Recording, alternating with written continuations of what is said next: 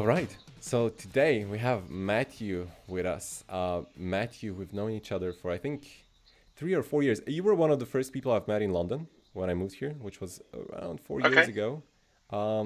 And if anyone would ask me who you are, I would probably say, well, first of all, an investor, a community builder, and I feel like, and tell me if you would agree with this, but I feel like one of the people with the strongest network among startups in the UK.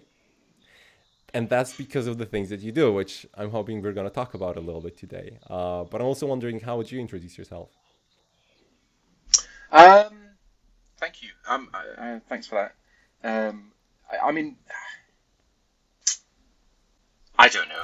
Right. I find it. How would I introduce myself? I mean, I'm one of the co-founders of something called 9others, Um, which is a network of entrepreneurs and interesting people.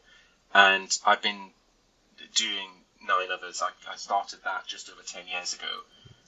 So I guess largely because of that and what it does, which I can share more about it.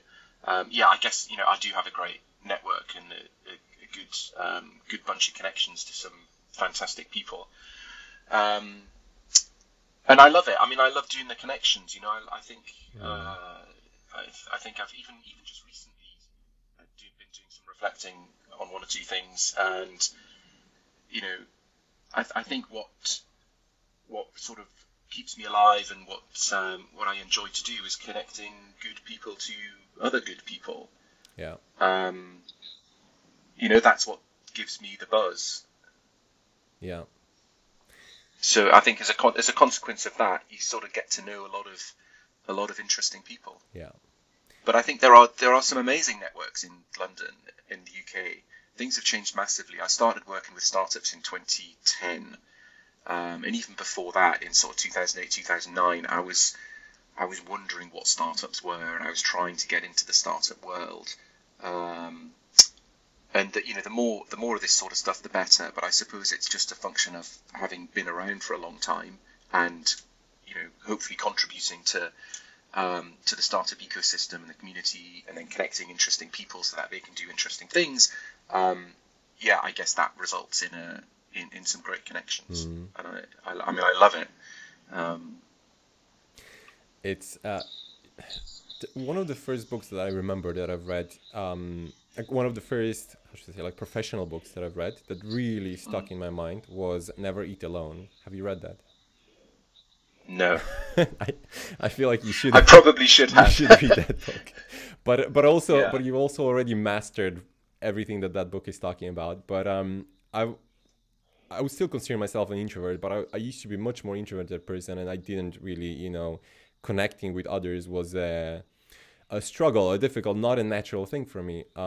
But that book really changed my perspective on how to meet people and how to connect with people and why that's important. And it goes to an extreme. So the author of that book is also a very exceptional, almost you could say like a professional networker, right? He just spends a lot of time, a lot of effort in meeting people and connecting people. And I think that that's exactly as you said, that's for me, that's where the magic happens. I love doing that as well. When you connect to people and yeah, then they maybe create something together, or when you meet somebody new, right? Everything amazing that ever happened in my life was because I randomly met some person and then we did something together and yeah, something great happened out of that. yeah. No, it's interesting you say that you're more on the introverted side as well. I mean, I am too, and things. I mean, gosh, things have changed a lot, in my life over the last 10 or 11 years. Um, and okay, I run this network and I host dinners. Is essentially what 9others does to connect good people. But I'm still, still pretty introverted, Mm, right? And especially in the beginning when I was starting to work with startups in 2010 and 2011, I had to do, for my job, I had to do lots of networking, go to lots of networking events back then. And it was hard. I found it really yeah. difficult.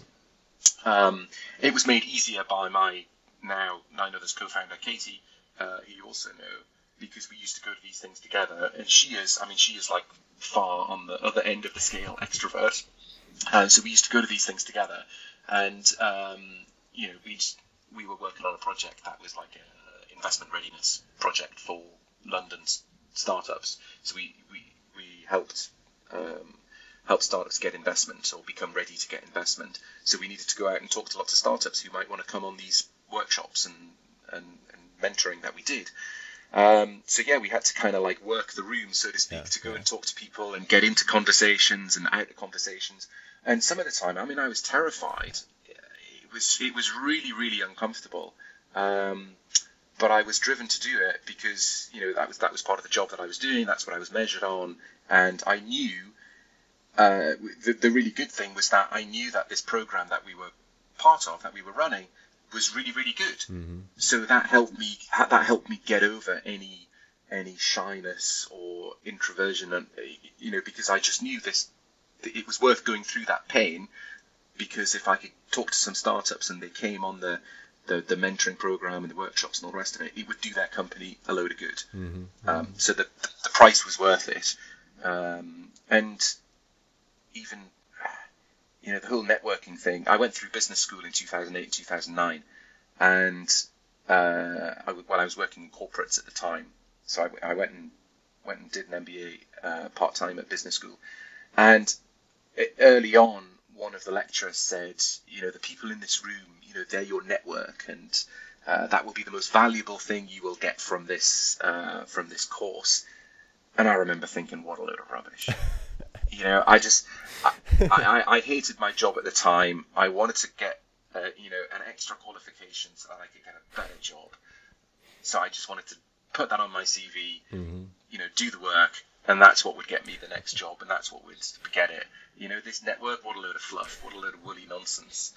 So I was completely that way, mm-hmm. and part of that maybe was from the fear of how to network, sort of thing. I just thought it was a load of nonsense. But now, I mean, it's just everything. Mm.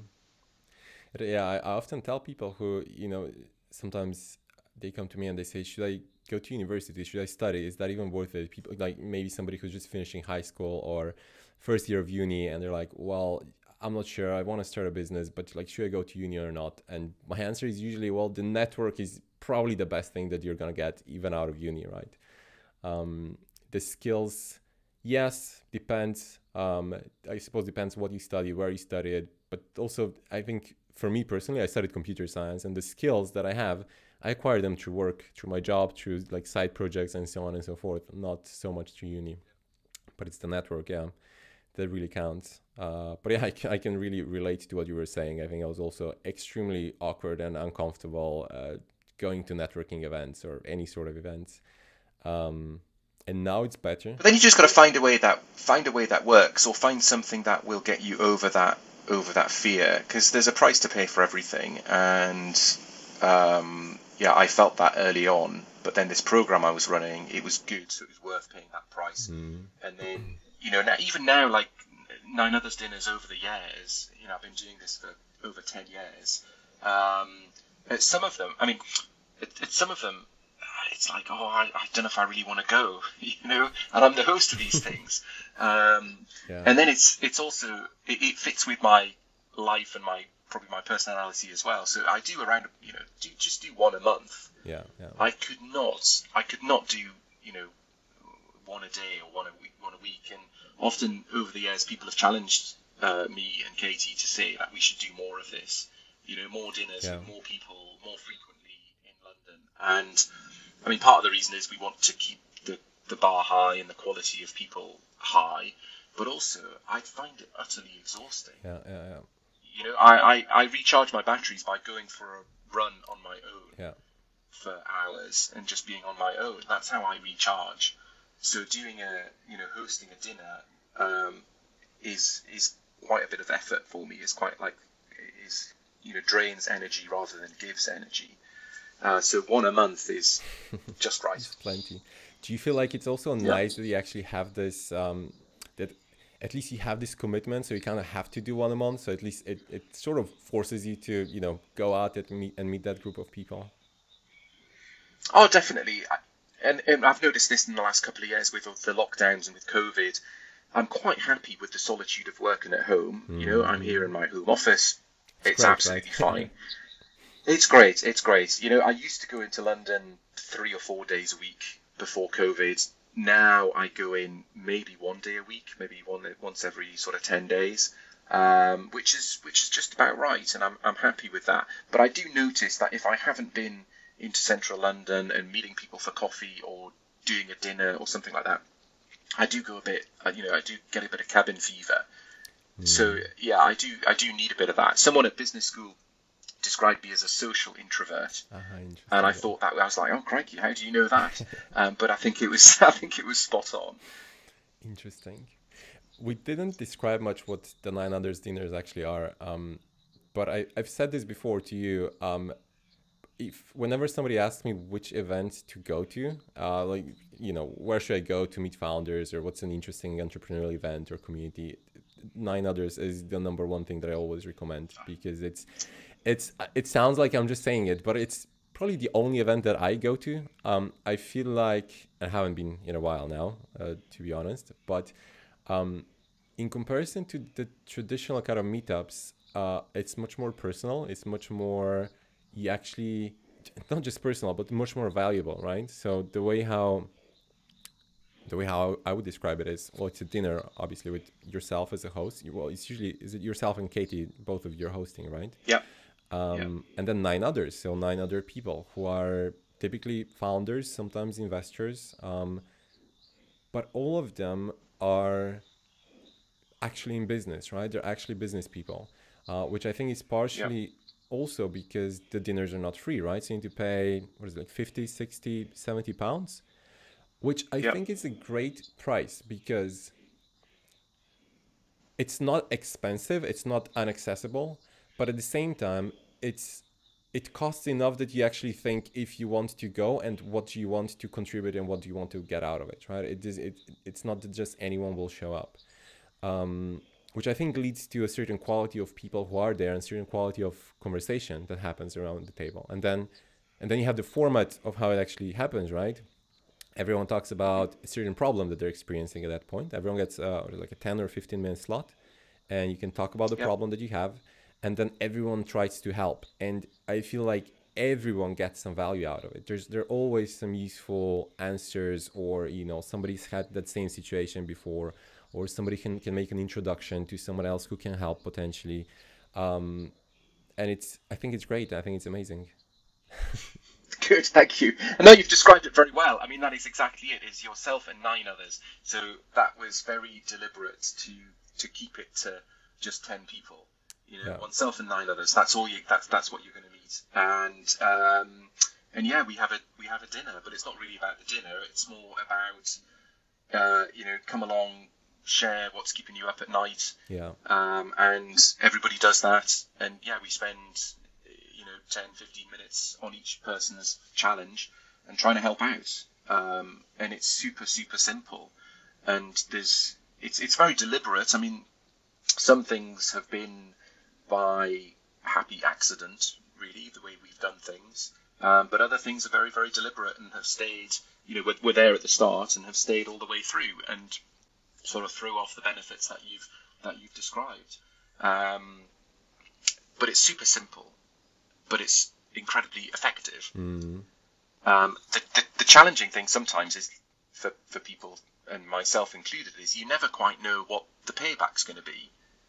I mean, it's one of the beautiful things about it, and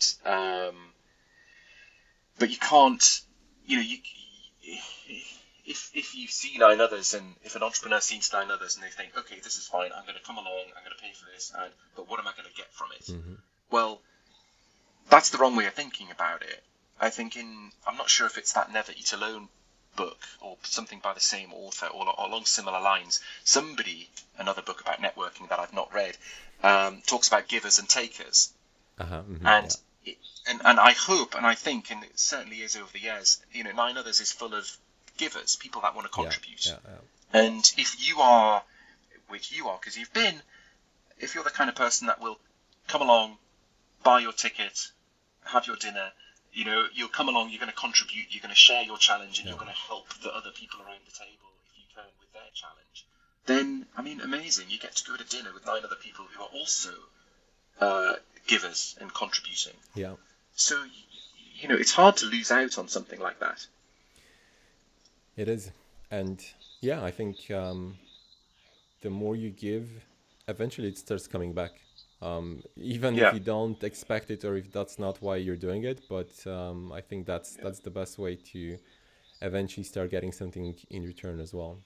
Um, Yeah, completely. I mean, when we started it, there's various reasons for starting 9others, but um, one thing we did think of is hang on, if we do this and we connect people and we try and solve some problems and we get good people along and we make those introductions, we don't know what's going to come back, and actually nothing might come back, but that's okay. So we kind of deliberately bought into the guaranteed result, which was like, we're going to miss out on loads of things that are going to happen. We're going to connect these people.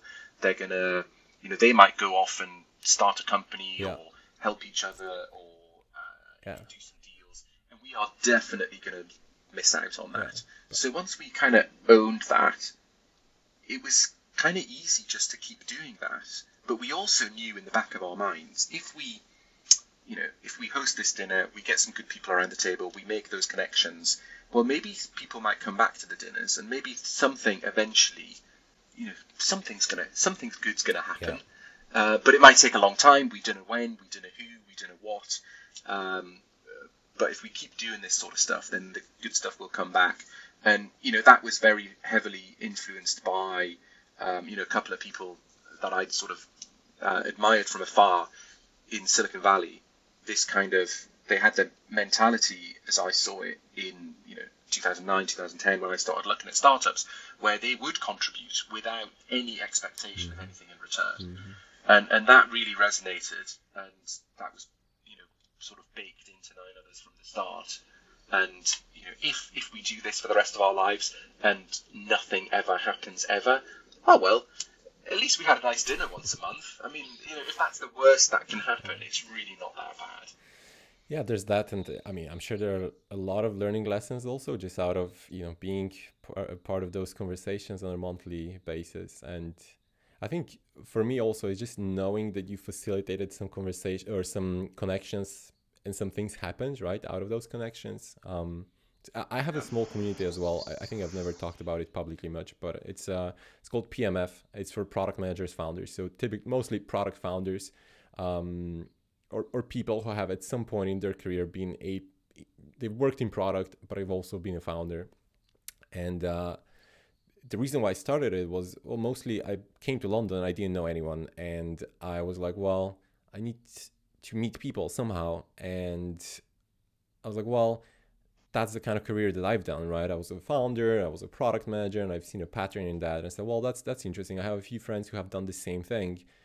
Maybe there's a thing in it. Maybe that's a pattern. Maybe I can just connect those people together. And it's now, I think we're around 30 people, and it's starting to have more and more engagement, because it's enough people that conversations start and conversations keep going. And sometimes I hear that two of the members from the community, they're now, I don't know, they're collaborating on something, and I'm like, that's the most rewarding thing. I'm like, oh my god, I helped facilitate that connection. That's amazing. That's all I get out of it. It makes me happy. Exactly, it's great. And if you keep doing that, then the good stuff will come back to you. And the more of this, the better. Sometimes people have their own ideas about starting dinners or supper clubs or whatever, and I'm all for it. I want to encourage them. They can come to ours, they can learn from our lessons, learn what I've sort of experienced. But if they want to do their own thing as well, then fantastic, do it. I mean, I do 9others in a certain way. There are other, obviously, even when we started in 2011. It was a bit of a worry as to how we were going to stand out, because it felt like there was so much going on even back then. And some of the feedback we got on the very first dinner that we did was, there's too much going on. There are too many free events. How can you possibly stand out and expect poor cash-strapped entrepreneurs to pay for something? But it just felt like the right thing to do. so even back then we were a bit worried about standing out and about charging entrepreneurs for it. But we only had to fill essentially 8 other seats at the next dinner because myself and Katie took 2, and it felt right with us. It felt right in our gut, so we went for it. And since then, there's been just more and more things. Obviously, I think the 2010s was very much the decade of the entrepreneur in this sort of latest wave of entrepreneurship. It was a bit of a weird thing to do in 2010, but it was a very obvious thing to do in 2019, and it's been fantastic. So the more stuff, the better. Amazing. One thing that I wanted to talk to you about as well, while we're talking about networking and events and interesting people, is Twitter. So I think you're fairly active on Twitter. I started being more active there recently because I also find it as a very good channel, unlike other social media, which I feel like mostly just consumes your energy and emotions and makes you jealous. And I don't see a lot of positive in Facebook and Instagram and so on. Twitter, on the other hand, I think it's been a big source of learning and meeting people for me as well. Yeah. And so I'm wondering how you see Twitter and how you use it. I love Twitter. I mean, for all its faults and for all the awful things on there, I love Twitter. I've been long Twitter, as in, I mean, I'm not an investor, I don't have any shares, but long as in, I believe in the longevity of Twitter, and Twitter I've always sort of thought is the one when it comes to social networks. And I think there's a few reasons for that. I think I love the shortness of it. Even when it was 140 characters, I thought that was fantastic. They should stick with that. Now we're in the age of threads, though. Now if you're not doing threads, yeah, you're not cool anymore. Yeah. I don't know. I've done a thread every now and again, but so I love the briefness, the shortness of it, because I think anybody, any fool can add to something. You can always add and make something more complex, but the beauty of Twitter is in the brevity of it. And I think to make something simple and short and in a tweet is just wonderful, because it's difficult, or it can be difficult. And then the other thing I love about Twitter is that it is a reflection of society, right? There are good people, there are bad people, there are people you like, there are people you dislike, agree with, disagree with, all of that. And I think that other social networks like LinkedIn or Facebook or whatever are just a bit, a bit fake. People kind of have a mask in front of them, or they are associated with their company like they are on LinkedIn, so they behave in a certain way. But I think Twitter somehow just cuts through to the human behind behind the person, and I love that. And even if it is, it is full of awful people and awful things, on the whole, my experience of Twitter is very positive, and it's a happy place to be. I've always thought of it as a conversation. There's a wonderful book called The Clue Train Manifesto, and it talks about markets are conversations, and I've always thought about Twitter as a conversation. And you just, you can reach out, you can talk to people, and it is the person. I mean, obviously some people have teams running their social media accounts or whatever, but a lot of the time you can sort of directly get an insight or hear from the actual human being, which has always been great. And the two main, well, I think I've always used Twitter as a news feed, so I don't really watch the news or read the news same. Anywhere else. I just sort of find my news from Twitter. And what I like about it is that you can follow the journalist rather than the newspaper that they work for. And I think that's really interesting. Like, a couple of main things I'm into on Twitter are obviously startups and business, but also cars and Formula One. I quite like that. And in both cases, so in startups and business, rather than follow the official newsfeed of the company, you can follow the founders or the senior team or people that work there. And I just think that's fantastic, because you get an insight into their lives, and it sort of builds up a picture of them. And similarly, I don't really follow the official car magazine Twitter handles, but I follow the journalists. And you sort of see behind the scenes of it. Yeah. And it's far more interesting. Yeah. It's far more interesting. That's exactly. Yeah, I'm a big fan of Twitter. I think I'll always, well, I don't know, as long as it's around, as long as it's useful. I've fallen in and out of love with it. In the beginning, it did feel a bit more community conversation with people, and then I think in the late 2010s, it got a bit, there was just a lot of nastiness around. But then more recently, I've seen kind of web3 Twitter, crypto Twitter or web3 Twitter, which is nearly like a subset of the people on Twitter, and that conversation feels a bit like what it used to be in the early days, which is just nice. Which is interesting, yeah, because the whole web3 space is seen a lot like the early days of the internet. That's a comparison that a lot of people make. So it's funny that you say that also the Twitter. The Web3 Twitter sub-community feels like the early days of Twitter, right? Yeah. It just feels like more of a conversation between people who are, on the whole, genuine and curious and happy to help their fellow humans.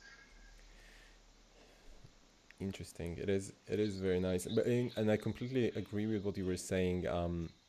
I'd also, especially in the early days when I started using Twitter, I mostly just followed founders who I admired. Usually those were some, well-known Silicon Valley founders. I was like, this is great. This is as close as I can get to me hanging out with them. And they're just there sharing their thoughts, and I get to read that every day. Isn't that incredible? I thought that was the best thing. Yeah. Recently, I started curating it a little bit more towards the UK, just because, I'm here. I want to know what's happening here. I think there's always obviously interesting things happening globally or still also in Silicon Valley. But for me right now, it's more important to understand what's actually happening in the country where I live and who are the interesting people here, and, which startups are currently interesting here, which founders are doing some interesting things and so on. So I've been trying to focus a little bit more on that. No, it's great. I think a few years ago there was as in a long time ago, maybe it was 2009 or 10 or something like that. At least 10 years ago, there was a leak or a hack of some internal Twitter documents. Somebody had somehow hacked their Google Drive or something like that. I don't know. Anyway, and they were kind of leaked, and this was like the vision for Twitter and some early emails and some early documents and stuff.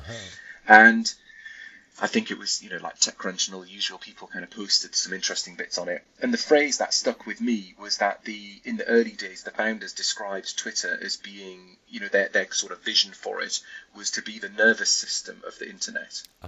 And I just love that phrase, and I still think it is that. And I follow, I don't know, probably nearly a couple of thousand people. And sometimes people have said, well, how can you follow so many people? Because the news goes through. Yeah.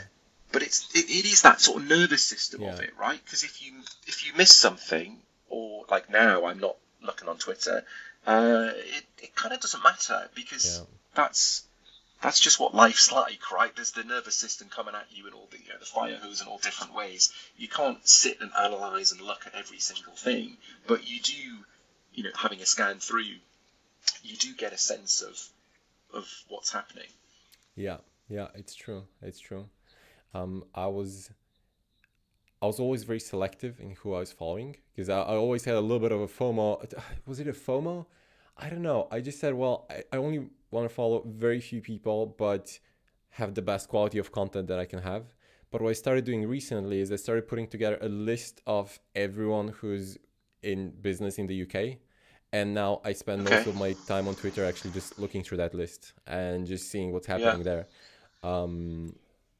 Which again, I think is just a way for me to immerse into the UK startup world and, meet more people there. Yeah, good idea. I have sort of fallen in and out of love with Twitter over the years. A few years ago, I had a good clear out, so I got a Chrome plugin and just unfollowed everybody. I think I was following like, I don't know, 10 or 15,000 people, a lot of people, and I just had a big clear out and started from zero. And the reason for that was I don't know, I just had following too many people, and it wasn't, like you said, it wasn't like FOMO. It was more, I found myself, I think, being too envious of what people were posting, and it made me feel bad. You know, it wasn't good. So I thought, I'll have a, you know, and often I've like deleted the app from my phone, so I take a Twitter holiday, which I think everyone should do from social media every now and again. So I kind of done that, but then I don't know, it's probably like 3 or 4 years ago, I just deleted all of the people that I was following, and then started from scratch, and that was really nice, because then I could build up what I was seeing of the nervous system. I could build that up from scratch, and a lot of the ones in the beginning were, you know, but in terms of following people again, the ones in the beginning were just things I was interested in away from work. I think it had become a bit too work focused, and like I say, kind of, you know, seeing these posts of people doing well and people doing, you know, and getting a bit envious, to be honest. I see. So cleared it out and started again. It's probably a good idea, yeah. So in the UK startup ecosystem, who do you think who are must follow people besides yourself and myself?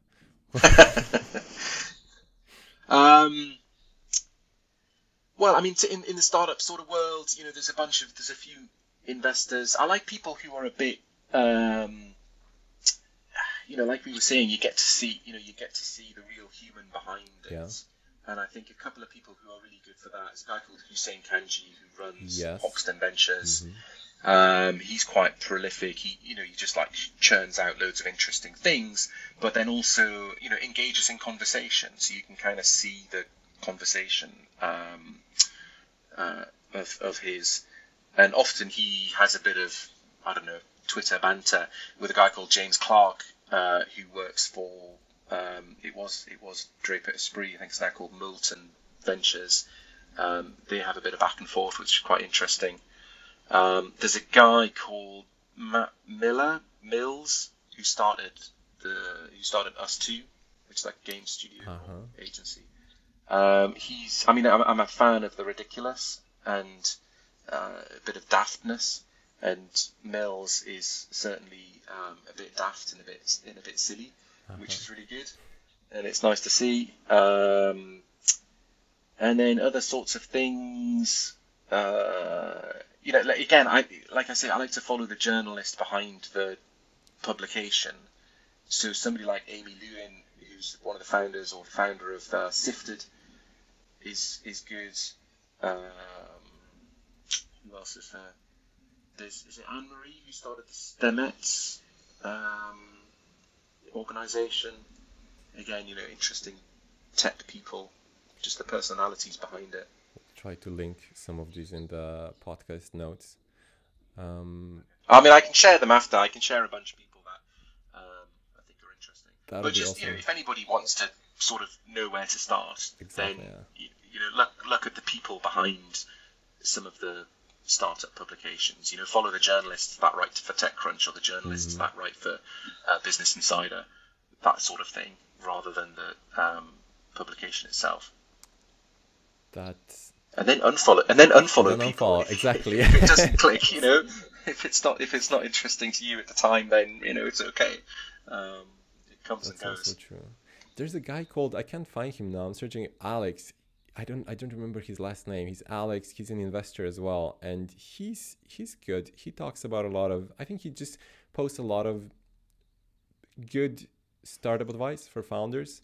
I can't find his last name now. I don't know. I'll try to link him as well, because I don't personally know him. Just found him on Twitter, and I thought he's got good things to share. And yeah, a bunch of others. I think another good one is that I personally at least enjoy his things. Where is he? Danny Buck, the founder of what's his brand? He's got a men's jewelry brand, Crafted. Oh right, no, don't know him. I find him pretty interesting as well. Anyways, yeah, we can link a few accounts. Have a quick scroll through. Yeah, you know, people can. Obviously, the great thing about Twitter is if you find someone interesting, then you can see who they follow, and have a look through the people that they follow. Yes. You know, And I think it's important to follow. Well, what I find important is, to follow people that you might disagree with, or who might sort of surface some things that is a different way of thinking, that you might not always agree with, or that you might definitely not agree with. But it's important, again, it's this nervous system thing, to have a bit of an understanding and even interaction with people who might have different views. Yeah. Because everyone thinks they're right.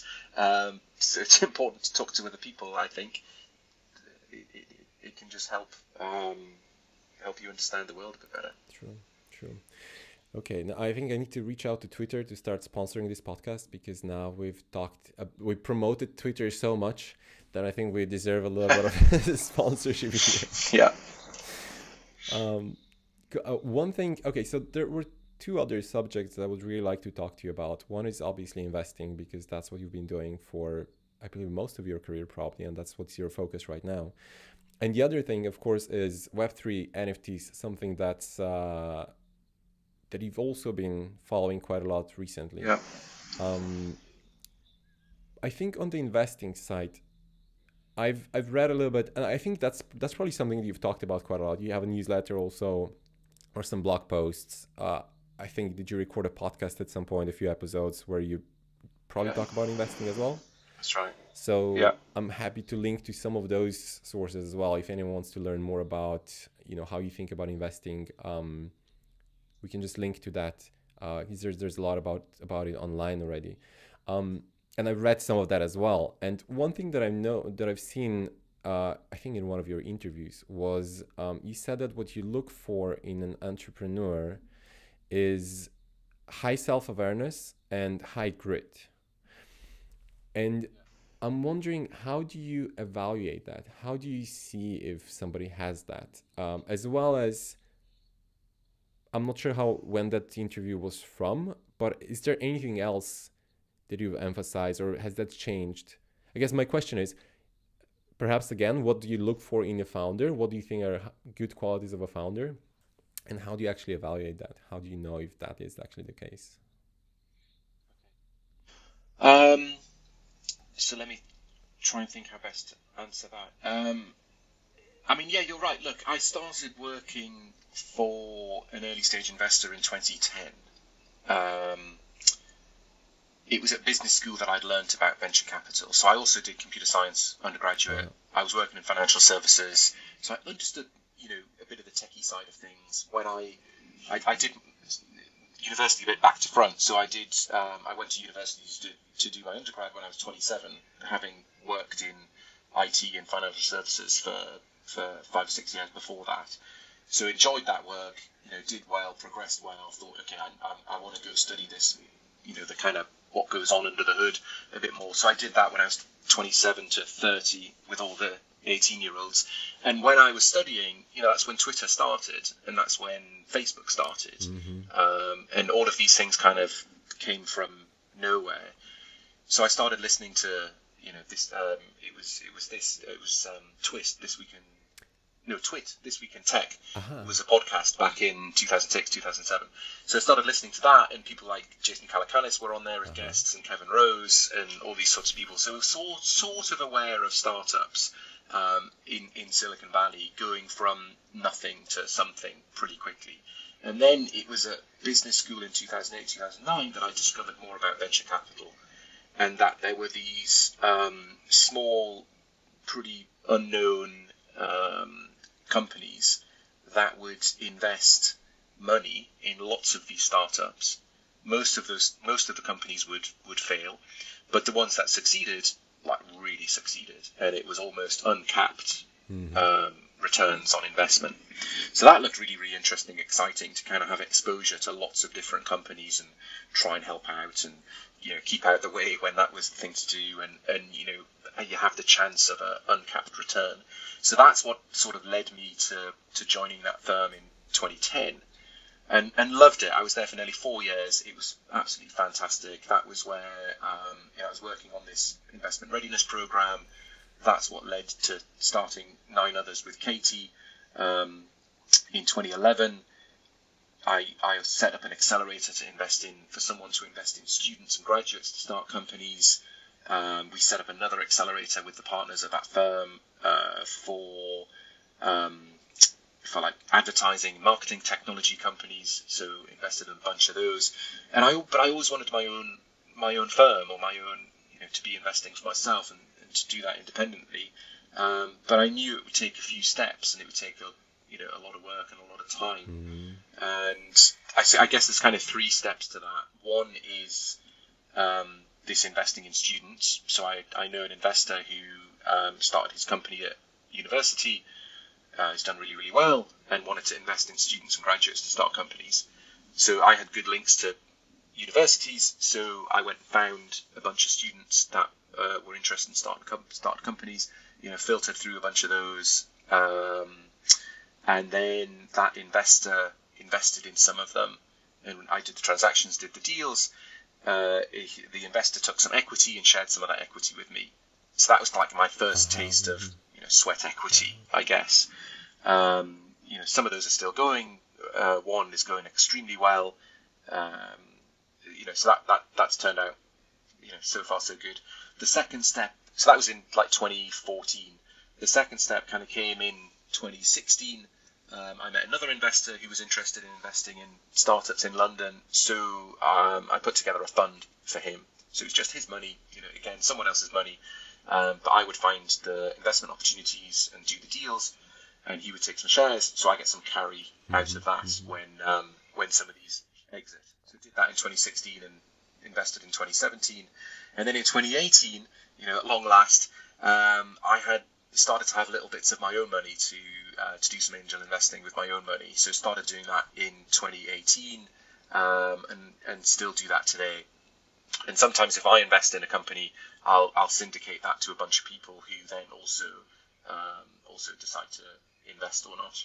Mm-hmm. So I've built that up, and so over that period, I've had shares in 21 companies.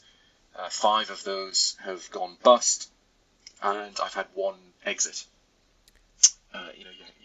You get the ones that go bust before the exit. Yeah. But looking forward to more exits. That's a pretty good ratio so far. Well, 15 still in business. 1 is exited. They were bought by Revolut. It was Revolut's first acquisition, so that was really great. Wow. And then 5 on top of that have gone bust. And so over all of that time, I've tried to figure out and it's ever evolving, right? I've tried to figure out what I suppose my investment thesis is. Yeah. And having sat down with hundreds and hundreds of people at 9others dinners, and seen from afar some other startups do well and not do well. For me, it's very founder led. So I'm very much interested in the human behind the business, and I really want to get to know what makes up that person. What's the makeup of that person. Probably about 18 months ago, maybe 2 years ago, I sort of wondered if there was a framework that I could sort of put on paper to figure out what it is that I look for. And the framework that I came up with is that I really want to find people with, as you say, a high level of grit and a high level of self-awareness. And the grit thing, it's like it gets really hard. And I've not had a proper job for 8 years, and I've got mouths to feed and a mortgage to pay and all that sort of stuff. If you're doing a startup or you're working for yourself, the guaranteed result is it's going to get really, really hard. And the guarantee is you're going to want to give up, and you're going to be under huge pressure to give up. And sometimes you should give up, but sometimes you've just got to push through. It's what Ben Horowitz calls the lead bullets. So entrepreneurs are, optimistic, smart people, and they always think that there should be a silver bullet, some sort of magic thing that no one's thought about. But actually, a lot of the time, it's what they call lead bullets, which is just push on and keep going. And I try to look for people with that high level of grit.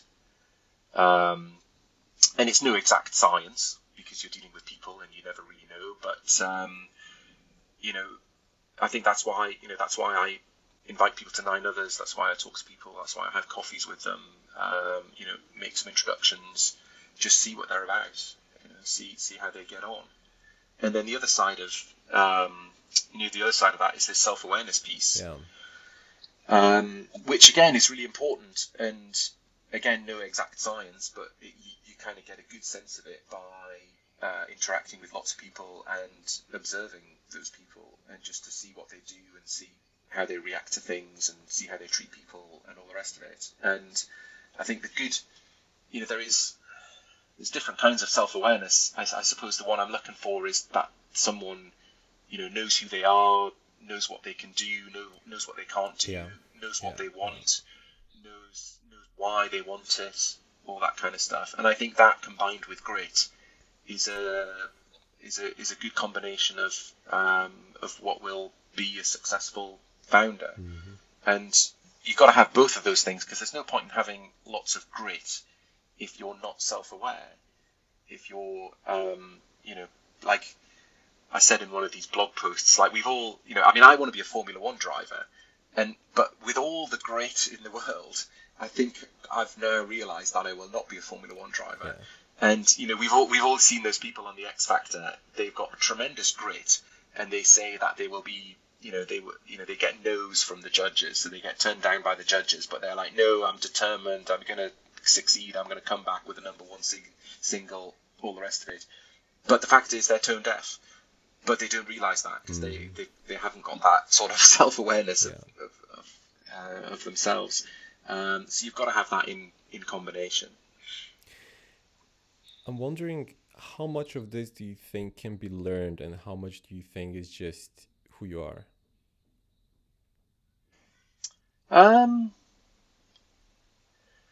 I think both things can be learned. Particularly, for the grit thing, that's why I like to get to know people over a long time, because then you figure out, what they've done in their lives, and if they've done some interesting things, and it doesn't mean you have to be, I don't know, on the front line in on the front line in Afghanistan or something, 10 years ago. It's not about that kind of grit or hard situations. My sort of angel investing hero is a guy called Chris Sacca, and he says he only wants to invest in people who've had shitty jobs and who've travelled and lived or worked abroad. And I think that's spot on, because you've got to have a bit of grit about you if you have a shitty job, because people might not talk to you very well. If you're waiting tables, or you're, I don't know, working in a shop or whatever, you kind of got to do it for money, so you've got to knuckle down and push on. And the travelling abroad thing is sort of, you've got to ask for help, so you've got to kind of be vulnerable. And if you're in a country where the alphabet is different, you don't speak the language and all the rest of it, it takes a certain amount of confidence and just cracking on, that you have to get over that. So it doesn't have to be, I suppose I try to see how people have lived their lives and what their journey's been like so far, and it doesn't have to be super gritty. But if you've overcome challenges, even like yourself, you kind of moved to a new country, or you've done something a bit different. The very opposite, the very worst thing to come across is when people are just too entitled. And perhaps through no fault of their own, they've just had it all too easy.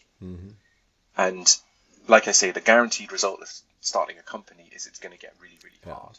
So sometimes I talk to founders and they're pitching for investment, and I just sort of get a sense that they haven't had it really hard yet. And when that happens, as it inevitably will, the cracks might start to appear, and they might not be able to push through. Understand what you mean. I think it comes from both sides. I get that question quite often as well. It's like, how can I learn to be a better founder? What can I do? Is it possible to learn to decrease the failure rate in startups? And I think there's a whole lot of different factors, right, that affect that, as in probably hundreds of different factors. Pure luck being one of them, but okay, you cannot affect luck, but then there are a lot of factors that you can affect, right? And I would say most certainly,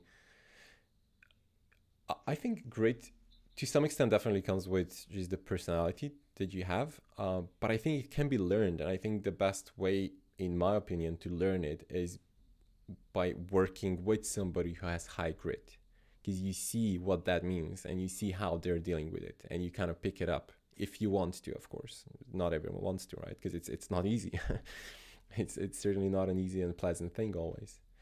Yeah, you're right. Yeah, to find people that you can work with, I think who realize that to achieve something great is going to be really, really hard, but possible. I think that's just the dream. Yeah. And then the self-awareness, I remember the conversation I had recently with somebody who's he used to be, I think, the world champion in snowboarding. He comes from Slovenia. He was extremely good in snowboarding. And now he's a pretty successful businessman. He actually went through Y Combinator, and now he runs a business that has, I don't know, but I'm going to say maybe 100 employees. So, a decent sized business. And he said something that I really remembered. We were talking, I was like, yeah, why don't you start a different business? Something, we were like brainstorming some ideas. And he was like, look, when I was young, I tried to do swimming. I sucked at it.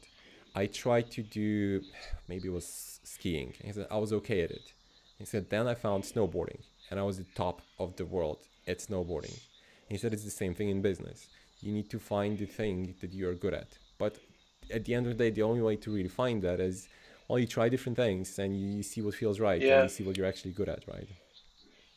Yeah. Oh, definitely. And even in, I've not made it yet, but still trying. But even back in 2008, 2009, I was interested in doing a startup or having a startup. I tried all sorts of different things, and most of them were hopeless. I was importing things from China. I was exporting things to Africa because I had a friend there. All that kind of stuff was scrapping around, and it was there was a high failure rate. It was terrible. But you're right, that's the thing, because and like I sometimes meet people who are in full-time jobs and they have an idea for a startup and they're wondering whether they should quit or how they should proceed and all this sort of stuff. And I say to them, well, you just got to try it on the weekends and try it in early mornings.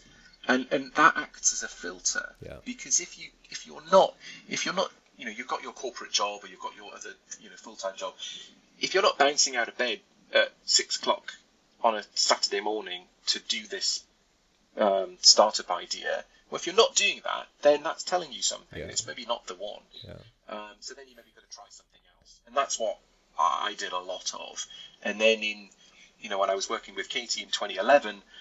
We both had our respective full-time jobs, but we met at 7 a.m. in a coffee shop on Fleet Street, which was between our offices. So that meant I had to get up and out of the house just after 6 a.m. And we did that, 3 or 4 days a week to talk about 9others for an hour and a half before we went to our jobs. So that kind of was an indicator that we really wanted to do this thing. Yeah. And an indicator of that grit as well, right? It's like, well, you actually have to get up early or work on it on the weekend. Yeah. Well, the thing is, I don't know. I think everybody's got grit. Maybe they just don't realize it yet, or maybe they've just not found the thing that is worth being gritty about. And I think that's it. If everything has a price. Doing 9others. Those back in those days, the price, the cost was getting up in the dark at 6 a.m. and getting out of the house before my kids got up and before I saw them, and then I'd get back late and might not see them for 2 or 3 days, and that's really hard. But that was the cost, and that was the price I was willing to pay. I think everybody's got that in them somewhere, but like your snowboarding friend, you maybe have to try a few different things. Yeah, exactly. Yeah. Okay. Switching gears a little bit. The subject that we actually initially wanted to talk about, the reason, the conversation that we wanted to have in the first place. But I think you have a lot of valuable experience in other areas as well, and I wanted to learn some of these interesting topics as well. But Web3 and crypto and everything that comes with it, right? There's a lot of different terms there. There's a lot of different things happening there. As we were saying before, it kind of feels like, I think I was too young to actually talk about the experience of the early internet. But a lot of people are saying, yeah, this is like the dot-com boom when the internet was just starting. And you got recently more involved in it as well. I assume a lot of curiosity. There's a lot happening, and we're all trying to understand what is it that is happening, and is this the future, and where is it gonna go? Exactly. And I'm just trying to figure it out as well. And similar to you, I missed out on the dot-com boom and bust. And the last decade, so maybe in something like 2018, 2019, I'd realised that I'd missed out on that time, and it was completely Wild West. Yeah. As I understand it, it was completely crazy, and I was a bit disappointed that I missed out on that, because it must have been an amazing thing to be part of. And I started wondering where was the Wild West, because starting a startup was getting cheaper, easier, more acceptable. People were doing it. A lot had changed, even when I'd started working with startups versus 10 years later. So where was the Wild West? And I sort of was asking myself that in 2018, 2019, and thought, well, maybe there's not one, maybe that's it. Mm-hmm. But then a friend of mine, a guy called Simon, said, you got to remember that the internet is as old as a cat. And I think about that a lot, because it's like, yeah, you know what, we've hardly scratched the surface of what could happen, because it's really not very old. So if you think it's over, if you think it's over, you're wrong. Yeah. And I think you're right. I think Web3 crypto is a bit Wild West, and it's a bit wacky, and it seems like a gimmick. But I think that's the attraction, because all interesting things that like the internet itself looked like a gimmick, and not very useful in the beginning.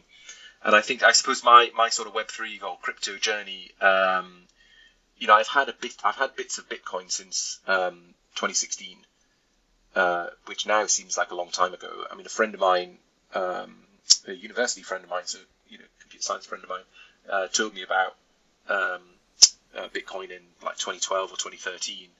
I look back and I found a Facebook message, and Bitcoin was single-digit pounds to buy, and it's like, a message to me and another uni friend was like, we should get in this and buy it. But it was, everyone's got those sorts of stories, but it was really obscure and difficult to buy, and there was no like Coinbase to buy it easily, and it was just too much faff, and I didn't have any money, so it would never have happened. But then in 2016, I put a little bit of money and bought some Bitcoin just through Coinbase, and about a month, 2 or 3 weeks later, my initial stake, which was only like $1,000 or so, it had doubled. So I thought, bloody hell. So I took, I took it out again. I took my stake out. And I left. Yeah. So it doubled to about $2,000. So I took my grand out and left one in. So I'd already won, right? I'd not lost anything. And then another, month or 5 weeks later, it doubled again. I was like, holy shit. So I took out another 1,000. So I got my original 1,000 back. I'd made 1,000, and I still had about 1,000 in. And I was like, my God, this is amazing. So I bought some fancy headphones and a new pair of trainers and all that sort of stuff. But I've had sort of dribbles of Bitcoin and put some more money into it over the years. And then a couple of years ago, got some Ethereum to sort of get exposure to a different coin. And then when NFTs come along, that really feels Wild West. Yeah. And last year, it more came on my radar as to what NFTs were. And again, my sort of computer science background, the sort of network and the things being on the blockchain and whatnot, made a lot of sense. But but I thought to myself, well, if I'm gonna understand NFTs or the value of them, because I was sort of thinking, do I produce NFTs? Do I make them for 9others? Is this an investment thing? I didn't know. It's completely. Could be like a I'm membership completely thing. ignorant. Yeah, exactly. And I thought, I mean, back when I worked in financial services, we worked on investment products, and I wasn't really getting my head around it in my early career. And my boss said, just buy one. Just buy a unit trust, put a few £100 in, and that's how you will understand it. Because then you'll start to get the statements and the correspondence, and you'll see, your regular savings and what comes out, what comes in, what tax you have to pay. All it makes a huge difference. So that it does, and that's really that. I was reminded of that when NFTs came along. So I thought, well, if I'm gonna, if I want to learn about these things, I really ought to buy one or get a hold of one. And then I was thinking about this for a while, and then a friend of mine who I've known since I was like 2 or 3, and went to school with and such like. He's a photographer up in the northeast of England, and he does these interesting sort of abstract photographs. And he was a bit of a techie, we used to play computer games and stuff when we were kids. And he minted some of his photographs as NFTs. And I thought, well, if I'm going to buy anybody's, I really ought to buy his. And he'd put a price on it like 0.3 ETH, which at the time was about £800. And I was like, oh, that's a bit expensive. So I didn't do anything about it and thought, okay, I should buy a wacky cartoon profile picture instead. But then, I don't know, a week went by, and I thought, no, and I'd not progressed in my understanding of what NFTs were or learning about them. So I took a deep breath and I bought one of his for 0.3 ETH. And so someone, I don't know whether I didn't do it to make any money out of it. I thought, well, if he ever becomes famous, maybe it'll be worth something. But he gets a bit of ETH for this. I get to learn about NFTs. That's my first one, which was a good thing to do, good thing to support him. And anyway, a few days later, Ethereum went up, so it kind of paid for itself. So that was okay. And having that NFT just forced me to learn about it. So I cleared my diary for 2 days last September and watched a bunch of YouTube videos and read a bunch of articles to kind of understand what they were all about. Because I saw people flipping them and making money out of them, and had a couple of calls with people who'd earned a load of money, and I'm sort of thinking, well, is that the thing to do? Can I do that? I think I've since learned that I can't, so I won't. But it is still, it still does sort of hold my curiosity. And since then, I've bought another couple of profile pic type NFTs. I still hold my friend's photograph. I've bought mstafford.eth. I've bought or ETH. I've bought 9others.eth. The ENS Ethereum name service thing is quite interesting. I've got some of their tokens. Did you buy it before the airdrop? No, unfortunately not. Missed out there. And then another friend of mine is doing a collaboration with a street artist, and I was chatting to him, and he was like, "Oh, I'll send you some NFTs." So that's my current Twitter profile pic is an NFT from that street artist guy. So it does, I am learning about them. I mean, I've learned enough that to make any money from flipping them or speculating, you've got to be in it 24/7, and there are opportunities, but I just don't have the capacity for that. So I've deliberately, happily accepted that I'm going to miss out on a load of stuff there. I think in terms of crypto tokens and coins, I have a reasonably diverse pot of tokens. It used to be all Bitcoin, then I got a bit of Ethereum, but I've now got a bit of ENS, and I bought some ape coins from the Bored Ape Yacht Club thing. Not that I have a Bored Ape. Yeah, all that sort of stuff. So I got a few random different coins just to. It's having those makes me maintain my curiosity. Yeah. And I think it does look like a gimmick. There is a lot of nonsense in this world, but I think some of it might just stick. And I think, maybe there will be something for 9others in terms of an NFT where there is, real world unlockable content, or the holder of the NFT has particular access, or particular access to certain things. That kind of keeps my curiosity. Mm-hmm. But I'm not sure what it is, but I think it's enough that there could be something. There's so many different sub-questions that I have and directions that we could go with this. I don't know what's the right way to go. One subject is NFTs themselves, right? And where is that going to go? Obviously, it's all speculative, right? But I know that you've been hosting dinners recently, specifically on the subject of web3. So yeah, I'm sure you've learned through that as well. And I don't know, maybe talk to some founders who are in that space. It's still, we're all, I suppose, just kind of speculating and trying to understand where the fundamental technology, where is it going, right? And how, in what ways is it? Definitely. Yeah, and I was chatting to a friend of mine about about crypto and NFTs and such like, and he's an interesting, curious guy as well. And he said, "Oh, look, if you ever host a dinner on that subject, he'd be up for coming along." And 9others dinners, the regular ones that I do each month and have done for forever, have always been just the business of business. It's been a loosely curated group of people, but it's just what's keeping you up at night in business. So I've never themed them, although people have suggested that in the past. But I thought, well, I thought this theming around Web3, DAOs, crypto could be a good idea. So yeah, you're right. I've now done 3 extra dinners around Web3, and it's a different kind of dinner. It's a different kind of conversation, because you're right. Nobody's the expert, and we just have everyone's there to learn. Everyone sort of caveats it, like at the beginning when we do introductions, everyone sort of caveats it. I'm not an expert, but I just want to. But everybody's like that, and that's what's so interesting. And I've learned a ton from those 3 dinners. It's been really interesting.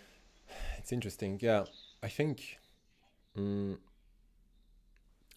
I was never much into art or collectibles of any sense, but I know that it's a huge art market, and it's a big deal for a lot of people. And that's where I can see NFTs in the current state, in the current format, can certainly see that valuable, or a similar concept, but in the digital world, right? So that alone probably makes sense. That's what Gary Vee's been talking about for a long time, and he's been talking about collectibles since the beginning of his career, I suppose, right? He was collecting.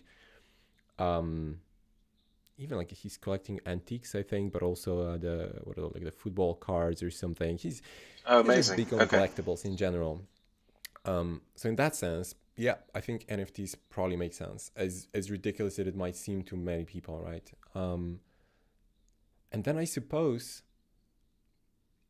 if the metaverse becomes a thing, which is there's a very strong push for it, so I think it's probably going to be a thing, whatever that's going to be. But there's a lot of money and a lot of very influential people working on it, so I think it's going to be something, and it's going to be something big, very likely. At that point, it probably makes sense to have actual ownership of things. And what I mean by that is, if we're playing a game, right, and in that game you have certain items, let's say that you can have sneakers, you can buy sneakers, right, shoes. If I can buy them in the store and I'm going to pay a regular price for them, or I can buy sneakers that were previously owned by a famous person. Completely different story, right? Those sneakers have certain value because they were owned by, I don't know, Justin Bieber, Elon Musk, whatever. And therefore they have a completely different price. And currently in the digital world, I suppose you can't really do that, right? Because there's no, until now, like before NFTs, before the blockchain, there was no concept of that kind of ownership. But now you can actually own the NFT that was previously owned by Justin Bieber. And that is a big deal in that way, right? It is, and it is still a gimmick, and a lot of people think, oh, well, that's ridiculous, no one really cares. And you know what? In the early days, absolutely, most people do not care. And I would not pay I don't know, whatever it would be, $100,000 for a pair of trainers owned by Justin Bieber. It's just not on my radar. I don't care, but somebody will. Exactly. And I think that's a similar kind of thing in this world. It will happen, and that having that provenance on the chain about who owned it is of value to some people. Yeah. Yeah. So that's certainly interesting, and I don't know. We'll see where it evolves and where it goes. I don't know. I think the interesting thing for me is around community and the unlockable content when it comes to ownership. Like for the first NFT dinner, I minted 10 NFTs to have as tickets, and the unlockable content for the holder of the NFT on the night of the dinner was to be able to come to the dinner. So that was access to the dinner. Now it didn't happen because I needed to put, I think it was like $50 or $60 on the ticket price on the to buy the NFT initially, because I needed all the funds from 9others just covers the cost of the dinner, so I needed some revenue from that to cover the cost of the dinner, because that was the ticket in effect. But what stopped it was, people were up for it. People went to OpenSea and they were gonna buy them. But the gas price was just far too high. It was like on a $50 ticket, the gas was like $100. So that stopped it. But I still think there's something there for me and for 9others where you can have this token, and that token gets you access to an event or a person or a network. So that's quite interesting. So this is something that in the beginning was not clear to me at all. I think now it's becoming a little bit more clear, but I'm also curious how you think about it. How it makes sense, because you could say, okay, but how is that different from just putting a ticket on Eventbrite, right? Which is what you usually do. And I suppose the answer, or my answer to that is, well, it becomes something that you hold and you can trade. So somebody can own that ticket and they can put it on the market, and then somebody can buy it. And the value, I don't know, maybe 9others at some point becomes a super exclusive community or a billion-dollar company or whatever, hypothetically, right? And at that point, maybe the value of that token will increase, and then somebody who owned it before will be able to sell it for more. Completely. And I suppose, and that was the ability to you're trade. right, and that was it. It becomes tradable. And look, there's nothing wrong with Eventbrite. I've used Eventbrite for 10 years. It does the job, and that's great. But my curiosity, particularly for these Web3 dinners, was that experiment. And at some point in the future, maybe for a dinner or certain events, I do NFTs. And you're right, they could become tradable. So imagine I mint the NFT and then I stick it on OpenSea for $100, and that gets you access to a dinner, and then you buy it, and then I don't know. I was going to say like Obama buys one, or Seth Godin, or my investment hero Chris Sacca buys one. Holy crap! Your NFT just might be worth a bit more. You might think, you know what? I'm going to forgive going to this dinner. I'm going to try and sell this ticket to this dinner, like a ticket tout to someone else, and I would set it up in such a way that some of the royalties would come back to 9others, but your ticket would then become tradable. You might sell it to someone else for $200, and then someone else might really want to meet Sacca, so they buy it for $1,000, and so it goes on. And for me, as the organizer, there's something quite nice in the fact that I don't know who's going to come to the dinner, but the proof of who I should give access to are the people with the NFTs when they present them on the door. And there's something interesting about that. That is very interesting. And I suppose, it's interesting how it affects how it creates the incentives for people, right?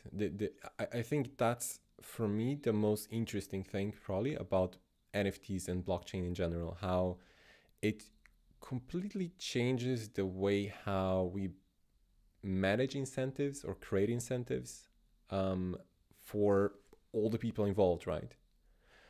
obviously that whenever there's incentives, there's also bad players, right? It always can incentivize negative behavior. So certainly there are downsides, and that's one of the criticism, of course, of blockchain. But I mean, there are downsides to everything. if you have no downsides, then just don't do anything. So I don't think that's a deal breaker, but it's certainly something that's very interesting and still relatively unexplored territory, which I suppose, well, it kind of brings me to the next question, which I suppose is something that DAOs are experimenting. And I just saw it on your Twitter bio. I actually didn't know about that, but you're experimenting with a DAO as well, right? I think so. It's not an official DAO. We haven't got a constitution or done any sort of proper DAO incorporation, if that's what you do. I don't know. But it is, I call it a bit of a DAO experiment, because it is a bit of a, I think, interesting new community to be part of, and there is no, there's no leadership, and it might lead to interesting things with interesting people, and it's called the Pirates. And this was, again, it was me and two pals. So one of the pals that suggested the web3 dinner, and another guy. We'd just been talking about crypto a lot and thought, well, could this be, some sort of collective investment pot? So we talked about it for a number of weeks, and what that sort of resulted in was, one of them said, we should call it the Pirates, because people should join the Pirates rather than the Navy, that sort of thing. It's quite often said in startups. So we called it the Pirates, and we got a wallet, and we each chipped in some money into some tokens into this wallet. So we each chipped in. It was, I don't know how we landed on it. It's fairly arbitrary. We said, well, let's just throw in like 500 quid's worth. So it was like 0.16 ETH at the time. So we all put that in, and it's not that the purpose was not that ETH will suddenly skyrocket and we'll all be millionaires. It was it was a bit like buying the NFT. It was having some skin in the game so that we would pay attention to it. And what that meant for the Pirates was, let's have a weekly call and just talk about crypto and talk about what we've seen, what we maybe have done elsewhere, and what we might do with our shared treasure. And since we've had another, I don't know, I think we're up to like 10 or 11 people who've joined in and each chipped in their ETH, and we've got this wallet, and there's a weekly call for people that can join, and we just talk about what we might do. And again, it just having that in there just sort of makes us pay attention to it. And what we've done with some of the ETH so far, we've split it off into other coins. So we bought other coins. We've put it in different, one or two different blockchains. Like we've put some of it on, I think, Polygon and somewhere else, because we might stake some of these coins and earn, effectively earn some interest, which we haven't quite done yet because the gas fees have been really high. But it's just, again, it's just a bit of Wild West. Nobody knows what's going on, but we just thought, well, how about we sort of start a little gang of people? We'll have some skin in the game, and from that, who knows what will happen.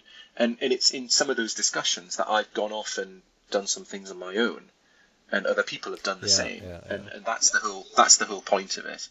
I love it. Such just a very practical, hands-on approach to actually learn, which again, as we said before, it's the best way. The best way to learn is to have at least some skin in the game, right? That's when you really learn, when you get practical. You see how the nitty-gritty details, you care about it. Nice. Okay. And it's all just an experiment. I think when I first started getting Bitcoin, I thought, okay, fantastic. If this goes to the moon, it'll wipe out, it'll pay off my mortgage. Wouldn't that be amazing? I think I've since discovered, I'm not a big enough player for it to do that. But it's just like anything. It's just good to be curious and just to be learning about things. That's why I've got a stack of books behind me. That's why we listen to podcasts, and not all of it has to be transactional.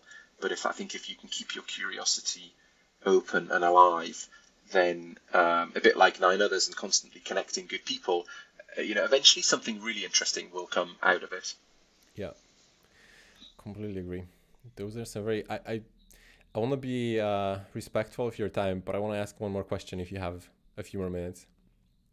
Yeah, sure. So we're just talking about blockchain now and crypto. I'm curious, what are some interesting UK-based projects that you know about? As I'm now focusing a little bit more on the UK with this podcast, I'm curious if there's any projects, teams, DAOs, startups that you find interesting. I don't know. I don't have a very good answer for that.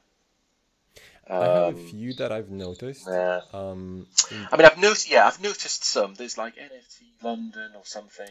Yeah. There's a few people that I follow on Twitter who are doing things in NFTs in London. There's a thing I've joined called FWB, Friends with Benefits. Oh yeah, which is a DAO. Is that a London? So I've joined that. There's a London-based chapter for that. I've met a couple of people from that. One guy I met for coffee. Someone else, because I put on there that I was doing this web3 dinner. Someone saw that and came along. So that's been quite interesting. But my own problem, it's my own fault. I've closed Discord, so I don't have Discord open anymore. Yeah. And I've done that for about a couple of months. I did in the beginning when I joined FWB and joined a few others and had Discord open. But there's just too much noise. I can't sift through it. It's just too much for me. I can't make sense of it. So that's probably why I have a bad answer for what's going on in the UK. Is I've not got Discord open and I've got no. It's just too much for me. I know. It's too much. Have you heard of Circle? I don't think so. No. They're interesting. I don't know much about them, but Circle I'm almost certain that they're a UK-based company, and they're actually building a competitor to Discord, but a Web3 native competitor, and they're being pretty confident about it. I think they're doing an NFT drop sometime soon to do some fundraising for the project or for the business. I'm curious where that's gonna go. It sounds very interesting, but yeah, I don't know the team. I don't know anything about them. There's another, I think, relatively well-known NFT project. Have you heard of Top Dog Beach Club? No. No, they're UK-based as well. I don't know if they're very well-known or not. It was just by a coincidence that I met one of the creators, the designer of the dogs, the actual NFTs. They've done something interesting recently. They actually went to, is it called Svalbard, or the most northern point on the planet, and I wish I could explain this better, but they put their NFTs in a safe there, and it's a big deal. Or I should say, it's something unique. It's something unusual, and they've done that kind of thing. That's proper cold storage. Yes. Yeah. Exactly. Literally. Yeah. Literally, yes. But no, maybe I don't know. Maybe I should get more involved. I'm not sure. I've got to. I don't know. I try to carve up my time quite ruthlessly, and I think that the Pirates is enough. Oh, yeah. I keep an eye on Twitter, but I don't focus on just what's happening in the UK. Twitter is my sort of nervous system for what's going on everywhere, and things pop up and things. That makes sense. And especially I think the blockchain, the crypto world, more than anything, is just trying to be a global space, not location dependent. Yeah. Right? Yeah, exactly. That's a good thing about it. That's true. Cool. Okay, Matthew, I think we can wrap up at this point. We went a little bit over time. I could go on forever. I think there are a lot of interesting topics that we could talk about, but I really appreciate your time. And I think my pleasure. I think we had a lot of interesting subjects that we covered. Good. I hope so. I hope that's been interesting. Yeah. Well, I'll send you a few things that we mentioned. You can put in the notes. Perfect. Awesome. I'm on Twitter. Always on Twitter for a chat. We'll definitely come to another 9others. Yeah, come to another 9others dinner. And keep in touch. We'll catch up soon. Awesome. Take care. Thanks. Good.